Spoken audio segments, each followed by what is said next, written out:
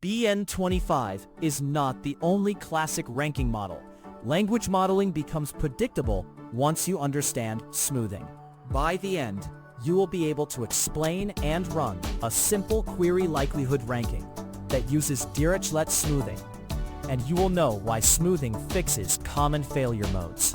I'm Professor Pi, teaching search and IR with simple Python. Search systems need to handle short queries and short documents. The query likelihood model asks a simple question. How likely is this query if we imagine the document generated it? That idea is intuitive, but real text is noisy. Documents miss words. Queries have rare terms. Without smoothing, a single missing word can make a document score 0.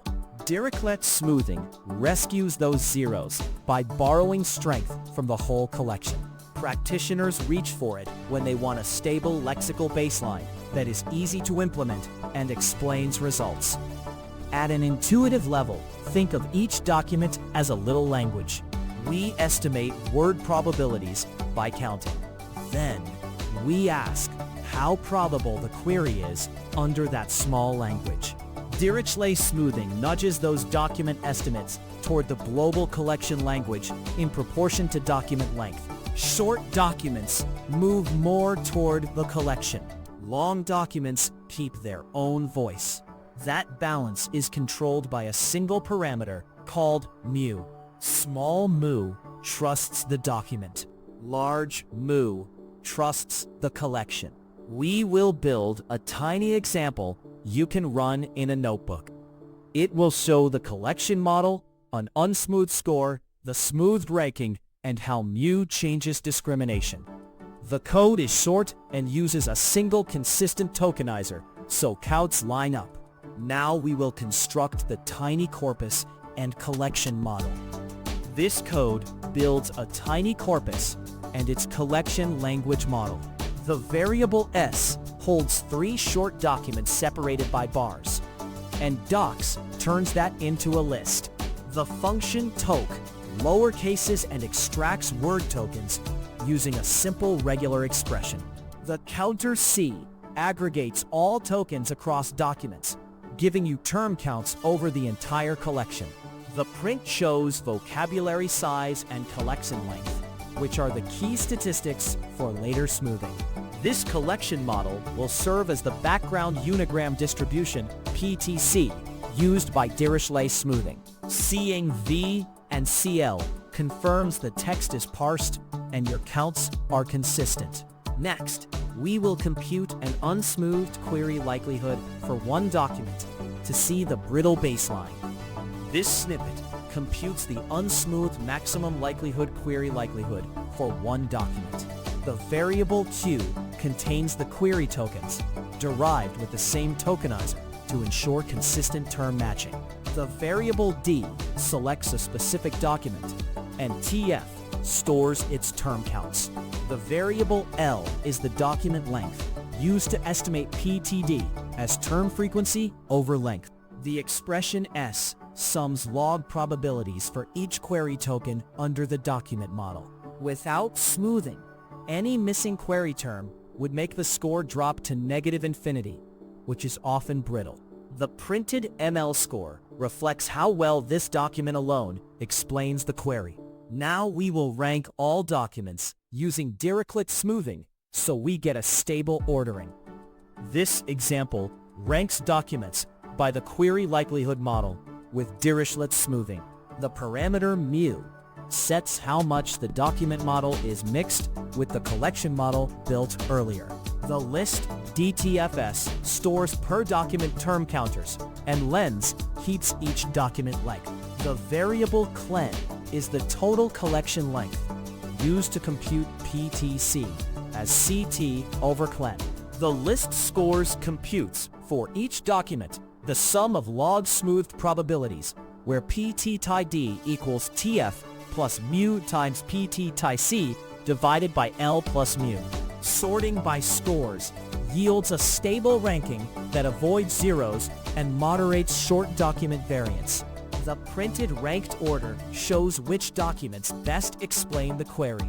Next, we will probe the effect of the mu parameter on score separation. This snippet quantifies how the Dirichlet mu controls score separation. The variable slow computes smooth log likelihood scores for a small mu, which emphasizes document evidence and increases contrast between matching and non-matching terms. The variable shigh repeats the calculation with a large mu, which leans toward the collection model and shrinks differences across documents. The variable gap measures how the score difference between the top two candidates changes, and delta reports the high mu gap minus the low mu gap. Increasing mu reduces variance and can stabilize tail terms. Decreasing mu sharpens distinctions, but risks overfitting short texts. The printed delta shows discrimination shrinks as mu grows. Finally, we will assemble a tiny retrieval baseline and produce the top result for a second query. This code assembles a tiny but complete retrieval baseline using Dirichlet smoothing. The variable mu final sets a pragmatic default that balances document evidence with the collection model. The query Q2 is tokenized with the same function to preserve consistent vocabulary handling. The list S computes smoothed log likelihood scores for each document using the same formula as before. The index I selects the highest scoring document, forming a deterministic top result with stable floating point formatting. Larger mu final will pull scores closer to collection frequencies, while smaller values magnify document-specific term matches. The printed top shows the best document and its score, completing a reliable lexical baseline. To map this toy example to a real project, treat each document as a passage or a product description.